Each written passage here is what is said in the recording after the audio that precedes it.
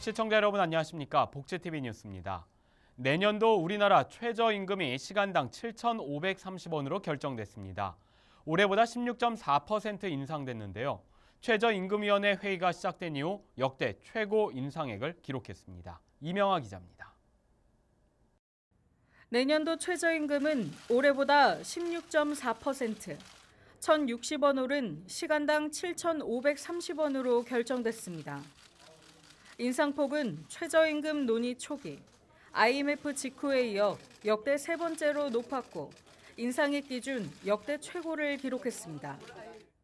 지난 2010년 이후 인상률 2020년 만원 목표 달성 기준으로 알려진 15.7%와 비교해도 높은 수치입니다. 월급으로는 한 달 209시간 노동을 기준으로 157만 3,770원입니다. 중소기업과 소상공인 측 위원이 위원직 사퇴 의사를 밝히는 등 일부 반발이 예상되는 가운데 어수봉 최저임금위원회 위원장은 정부의 대책을 당부했습니다. 중소기업 경영자, 소상공인 분들에 대해서는 정부가 인건비 지원 등을 포함하여 충분한 지원을 해줄 것을 요청드립니다. 법정 시한을 16일이나 넘기고도 진전이 없던 최저임금 협상은 8시간 넘게 이어진 마라톤 회의 끝에 15일 23시쯤 가까스로 표결이 이뤄졌습니다. 노사는 첫 인상안에서 3,000원이 넘는 격차를 보였지만 마지막 수정안에서 노동계 7,530원, 사용자 7,300원으로 격차를 230원으로 줄였습니다. 마지막 수정안을 토대로 표결을 거쳐 노동계 측안이 15표, 사용자 측안이 12표를 얻으며 최저임금이 최종 결정됐습니다. 적용 대상은 463만여 명, 전체 근로자의 23.6%로 추산됐습니다. 타결된 최저임금은 노사 이의제기 기간을 거쳐 다음 달 5일 고용노동부 장관이 확정해 고시하면 법적 효력이 생겨 내년부터 적용됩니다. 복지TV 뉴스 이명호입니다. 최저임금이 예상 외 큰 폭으로 인상되면서 이 자영업자와 아르바이트 노동자들의 반응은 크게 엇갈렸습니다. 계속해서 정두리 기자가 전합니다. 서울 종로의 한 카페. 대학생 이수정 씨는 이곳에서 하루 8시간씩 일하고 매달 150만 원 정도를 받습니다. 시간당 최저임금이 지금보다 1,060원이나 오르면서 급여도 그만큼 늘어날 것으로 기대되는 상황. 알바생들한테 돈을 많이 주는 만큼 더 열심히 일을 할 거고 더 자기 가게인 것처럼 일할 것 같아가지고 10,000원, 20,000원 이렇게 오르는 것도 아니고 7,500원 정도면은 전 정당하다고 생각합니다. 점주의 사정이 걱정되기도 하지만 아르바이트 노동자들의 표정은 한껏 밝아졌습니다. 저 같은 알바생의 입장에서는 월급이 오르는 거니까 물론 긍정적으로는 생각하지만 고용주 입장에서는 이제 조금 부담스러울 수도 있고. 최저임금 1만 원을 주장해온 알바노조도 일단 환영의 뜻을 보냈습니다. 저임금 노동자들의 열악한 현실을 생각하면 더 급격한 인상이 필요하지만 그나마 숨통을 틔워준 결정이라고 평가했습니다. 반면 사장님들의 주름살은 늘었습니다. 지난 2년간 종로에서 빵집을 운영해온 이미란 씨는 월세 부담에 재계약도 포기한 마당에 임금까지 올려줘야 한다며 한숨을 내쉬었습니다. 매일매일 오히려 거꾸로 저희가 대출을 받아서 직원 월급을 줘야 되고 대출을 받아서 월세를 줘야 되는 상황이 발생하니까 마음이 안 좋아요. 업주 입장에서는 고민이 많아요. 소상공인 자영업자 단체들은 구체적인 지원책 마련 없이 최저임금만 대폭 인상한 것은 현실을 외면한 처사라고 비판했습니다. 복지TV 뉴스 정두리입니다. 다음 뉴스입니다. 최근 한 설문조사에서 장애인 10명 중 7명은 국내 여행을 하지 못한 것으로 나타나는데요. 이 장애인들의 여행 참여율이 왜 이렇게 낮은 것일까요? 그 이유를 이명아 기자가 알아봤습니다. 사회와 환경 요인 등으로 인해 여행에서 부당함을 겪는 장애 당사자들은 여행을 제대로 즐기지 못하고 있습니다. 실제 지난 2015년 국민 여행 실태 조사에 따르면 87.9%의 국민이 국내 여행을 경험했다고 응답했지만 2016년 장애인 고용 패널 조사에서 장애인은 36%만 여행을 경험했다고 답했습니다. 이에 보다 많은 장애인이 여행을 즐길 수 있는 사회를 만들기 위해 당사자들이 직접 겪은 여행 이야기를 공유하고 여행 산업의 변화를 촉구하는 자리가 마련됐습니다. 아니면 인터넷 뒤져보면 웬만한 거는 이제 정보들이 짤을 있기 때문에 그거를 가지고 일단 가서 제가 부딪히는 수밖에 없어요. 턱은 없는데 뭐 계단이 있다 뭐 이런 식으로 얘기를 하거든요. 그래서 어쩔 수 없이 휠체어 사용하는 사람들은 본인들이 직접 가갖고 경험하는 수밖에 없는 것 같아요. 여행지에 대한 정보가 부족할 뿐만 아니라 이동 제한, 여행에서의 활동 제한, 부정적인 인식 등이 여행을 힘들게 하는 요인으로 꼽혔습니다. 전문가들은 관광지 기본 편의시설 마련과 인식 개선 등을 국가가 지원하고 이후 당사자들이 수요자로서 관광 서비스를 적극 이용해 관광객으로서 입지를 다지는 과정이 필요하다고 의견을 모았습니다. 복지TV 뉴스 이명호입니다. 해양수산부가 장애인이 여객선 등 이 선박을 이용할 때 불편이 없도록 하라는 국가인권위원회의 권고를 수용했습니다. 인권위는 해수부가 관련 규정을 고쳐 장애인 등 교통약자를 위한 편의시설 설치 기준을 명확히 하겠다고 밝혔습니다. 또한 한국해운조합도 여객 운송사업체 59곳에 인권위 권고사항을 개별 통보하고 경영지도와 홍보를 시행하겠다고 인권위에 회신했습니다. 한편 인권위는 지난해 11월 휠체어 장애인이 오르내릴 수 있도록 승강 설비를 갖춘 여객선 비율이 10% 미만이라는 직권 조사 결과를 내놨습니다. 서울시가 공공복지제도 밖에 있는 긴급 위기 가구를 위한 본격 지원에 나섭니다. 서울시는 서울시 공동모금회와 함께 2017 희망온돌 위기 긴급기금을 통해 16억 원을 편성하고 공적 복지 지원에서 벗어난 생활이 어려운 이웃을 지원한다고 밝혔습니다. 지원을 받고자 하는 가구는 희망온돌 거점기관이나 자치구, 동주민센터를 통해 신청이 가능합니다. 장마가 주춤하고 무더위가 고개를 들고 있습니다. 경기도가 오는 9월까지 독거노인 등 취약계층을 보호하기 위해 무더위 쉼터 6,700여 곳을 운영하고 이 상황 관리를 집중적으로 해나가기로 했습니다. 이현주 기자입니다. 찜통더위에 습기까지 가득 차 숨이 턱턱 막히는 반지하. 혼자 사는 김순자 씨는 선풍기 한 대에 의지해 여름을 납니다. 연신해대는 부채질에 더위는 가시지 않고 오히려 기운마저 빠집니다. 그러다 최근에는 재난도우미로부터 무더위를 이기는 요령을 배우기 시작했습니다. 하루에 섭취해야 하는 물의 양부터 혈압, 혈당까지 노인 돌보미와 간호사 등이 집중적으로 돌봐줍니다. 이렇게 더운 날씨에요. 대처법도 모르는데 선생님이 오셔서 이렇게 얘기해 주셔서 대처법도 알게 됐고 내가 숨이 차는데 어떻게 선생님이 하라고 했는데 하고. 대개 폭염에 위험한 사람은 독거노인이나 취약계층들. 경기도는 오는 9월 말까지를 폭염 대책 기간으로 정하고 도와 시군 재난안전대책본부를 중심으로 무더위 취약계층 특별보호에 들어갔습니다. 앞으로는 취약계층 지원폭을 더욱 확대하고 온열 질환에 대비해 만전을 기하겠습니다. 주민들이 무더위를 피할 수 있도록 무더위 쉼터는 도내 6,700여 곳을 운영합니다. 또 폭염으로 인한 온열질 환자를 신속히 구조하기 위해 폭염 구급차 콜앤쿨 구급차도 항시 대기 중입니다. 도는 관계기관과의 긴밀한 협조 아래 폭염으로 인한 응급 상황이 발생할 경우 신속히 대처할 방침입니다. 복지TV 뉴스 이현주입니다. 충북 지역 장애인 복지관들이 각 기관별 사업 수행 결과 발표와 이 노하우를 공유하는 시간을 가졌습니다. 이재영 기자입니다.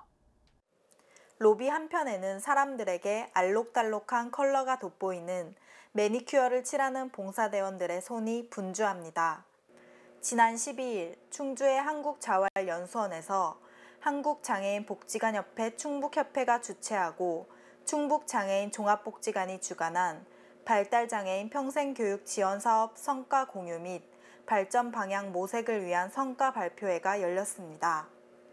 개회식을 시작으로 기관별 1명씩 우수 참여자를 시상하고 협회 공동사업 수행 결과 발표, 권역별 운영 성과 발표가 진행된 뒤 바로 본행사인 발표회가 이어졌습니다. 친구들 놀아보세 지금 면허게 놀아보세 여기서 전통 춤을 배우고 있습니다. 여기 분들 다 잘했으면 좋겠습니다. 이날 충북 도내 장애인 복지관 12곳에서 기관별로 15명씩 참여해 공연과 작품을 선보이며 장애인 복지관의 네트워크 연계를 강화하고 복지관 이용인에 대한 삶의 질을 향상시키기 위한 자리로 마련됐습니다. 꿀잼 프로젝트 댄스 공연 때문에 여기 충주에 왔습니다. 드라이 플라워로요. 그러니까 편지어 이렇게 만들었던 어려웠던 건 없었고요. 다 재밌었던 레고시라고 또 드라이 플라워 캔들 같은 거 뭐 만드는 거.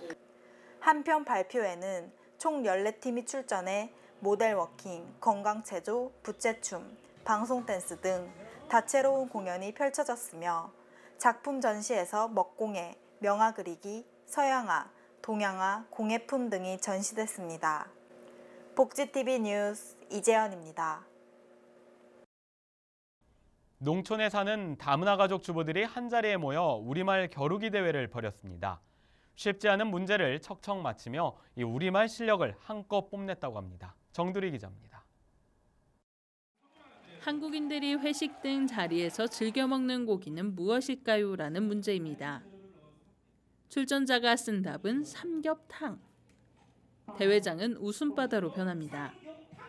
문제를 맞힌 출전자는 환호하지만 탈락자는 아쉬움을 뒤로한 채 자리를 뜹니다.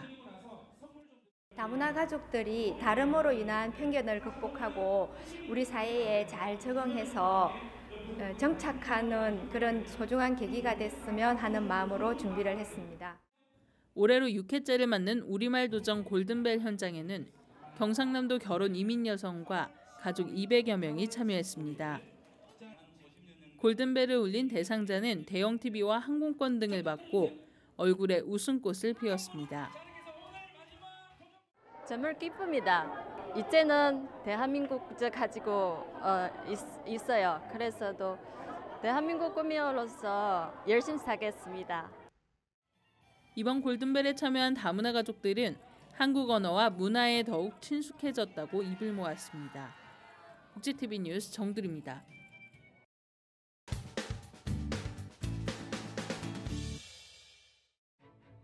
양천 장애인 종합복지관은 2017 제4회 서울시 발달장애인 수영대회에서 금메달 2개, 은메달 2개의 값진 성과를 거두었습니다. 서울시와 아시아투데이가 공동 주최한 서울시 발달장애인 수영대회는 장애인 선수 발굴과 육성을 통해서 장애의 재활과 삶의 질 향상, 생활체육의 저변 확대를 목표로 마련됐습니다. 참가자 박 씨는 처음에는 수영이 어려워서 하고 싶지 않았지만 주위에서 칭찬과 격려로 용기를 얻어 끝까지 도전하게 됐다고 전했습니다. 생활수영 프로그램 유종관 지도교사는 대회가 거듭될수록 참가 인원이 늘어나는 것을 보면서 많은 분들의 관심과 열정으로 점차 많이 확대되고 있고 앞으로 더 많은 사람이 관심을 갖고 함께 참여할 수 있는 축제의 장이 됐으면 좋겠다고 전했습니다. 양천 장애인 종합복지관은 복지관 장애인들의 활발한 체육 운동을 위해 노력하고 있습니다. 자세한 사항은 양천 장애인 종합복지관 070-4804-6073으로 문의하면 됩니다. 음성군 장애인 복지관은 여성 장애인들의 사회 환원을 통한 취업 기회 제공과 강사 취업을 위한 전문 능력 개발 프로그램 위풍당당 세상을 향하여 시즌2를 실시합니다. 여성 장애인들에게 사회활동 기회를 제공함으로써 스스로의 역량 강화를 통한 사회 취업에 이력을 쌓는 기회를 갖도록 하는 데 목적을 두고 있습니다. 매주 월요일 여성장애인 10명이 어린이 도예토 2급 지도사 자격증 취득을 위해 프로그램에 참여합니다. 자격 취득 후 음성군 내에 있는 어린이집 또는 지역 아동센터 등에서 수업을 진행할 예정입니다. 음성군 장애인 복지관은 강사 전문 능력 강화를 위한 프로그램 진행을 통해 여성 장애인들이 지역사회 취업의 기회를 확대할 수 있도록 지원할 계획입니다. 신월 종합사회복지관은 이번 달 22일부터 9월 23일까지 양천군의 글쓰기에 관심 있는 주민을 대상으로 주민기자 양성 교육 참여자를 모집합니다. 신월 종합사회복지관은 이번 달 22일부터 9월 23일까지 양천군의 글쓰기에 관심 있는 주민을 대상으로 주민기자 양성 교육 참여자를 모집합니다.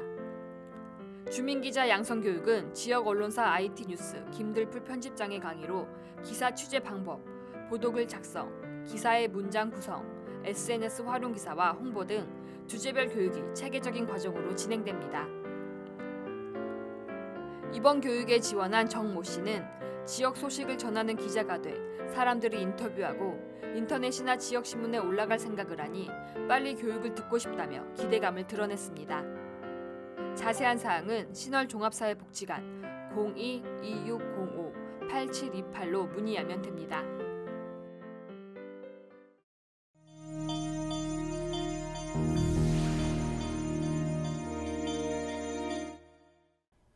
계속해서 간추린 뉴스 소식 전해드립니다.